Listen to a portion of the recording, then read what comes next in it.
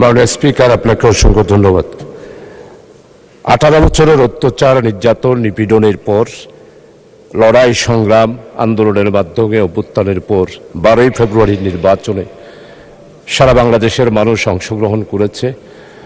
সেই হিসাবে আমার নির্বাচনী এলাকার মানুষও নির্বাচনে অংশগ্রহণ করে আমাকে রায় দিয়ে সংসদে আসার জন্য সুযোগ করে দিয়েছেন। এই জন্য এলাকাবাসীকে আমি আন্তরিকভাবে কৃতজ্ঞতা জানাচ্ছি।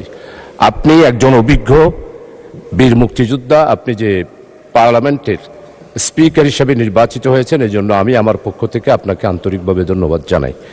মাননীয় মন্ত্রী মহোদয়ের কাছে আমার যেই জানা, 4 দলীয় জোটের আমলে আমাদের মাননীয় সমাজ কল্যাণ মন্ত্রী আলী আহসান মোহাম্মদ মুজাহিদ এই যে আজকে বিধবা ভাতা, বয়স্ক ভাতা, বিধ্বস্ত ভাতা, এই সব কিছুর ব্যাপারে উনি একটি সুন্দর ক্যাটাগরি এবং নিয়ম নীতির মাধ্যমেই এই প্রকল্পটি চালু করেছিলেন। কিন্তু গত 18 বছরে আমরা যেটা দেখতে পাই, সমস্ত নির্বাচনী এলাকাগুলোতে ওই ফ্যাসিস্ট যারা ছিল তাদের নিজস্ব লোকদেরকেই এই সমস্ত ক্যাটাগরিতে তারা ভাতা দিয়েছে।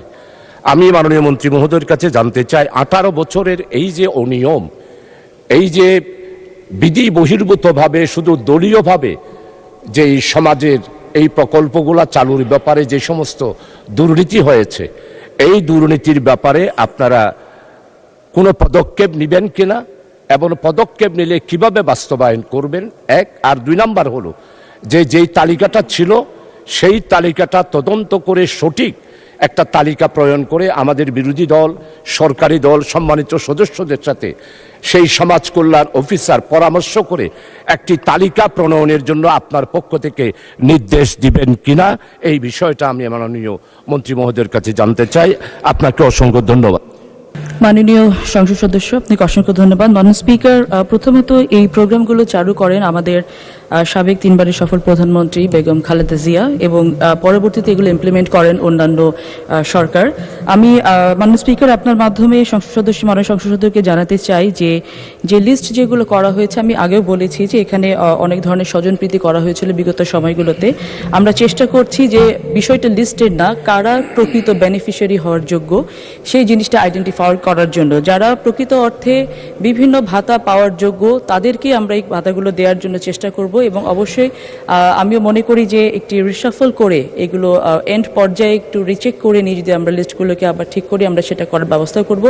অলরেডি আমরা সেই মোতাবেক কাজও শুরু করেছি। বিভিন্ন উপজেলাতে আমরা এগুলো একটি কমিটি গঠনের সিদ্ধান্ত নিয়েছি এবং সেভাবে যেন লিস্টগুলোকে রিচেক করে সত্যিকার অর্থে বেনিফিশিয়ারি তারা যেন এই কার্ডগুলো পায়, সুযোগগুলো পায়। সত্যিকার অর্থে আমরা যেটা করতে চাই যে একটা মানুষের জীবনমানের উন্নয়ন করতে চাই। সো সেই জায়গাটা যেন যাদের প্রয়োজন তাদের কাছে জিনিসগুলো পৌঁছায়, সেই বিষয়ে আমরা সচেতন থাকবো অবশ্যই, ইনশাআল্লাহ। অনেক ধন্যবাদ।